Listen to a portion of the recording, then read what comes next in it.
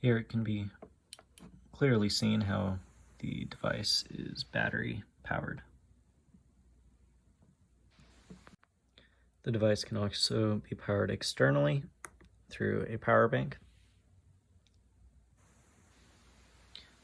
This is how it will be powered for the tests. If inaccurate measurements are being recorded, the device can be calibrated using its included calibration sleeve, which measures 3 inches from the base to this interior plate. You simply place this over the end of the device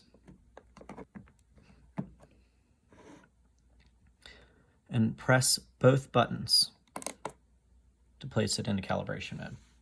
It'll display its speed of sound that it's testing and will simply run through all of the available values until it finds the one that measures correctly.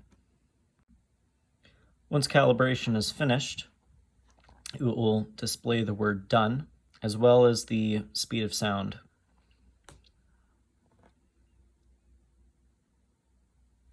There we go. And then it will switch back.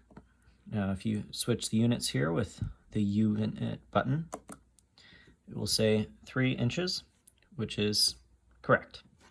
This value is stored even after the device is turned off, so you only need to calibrate once per new environment. Here, a target set at 20 inches out. It can be seen that it is measuring 20 inches. By pressing M,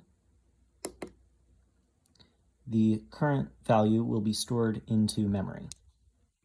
This value will not change even when the device is moved around, and it's useful for, keeping measurements around.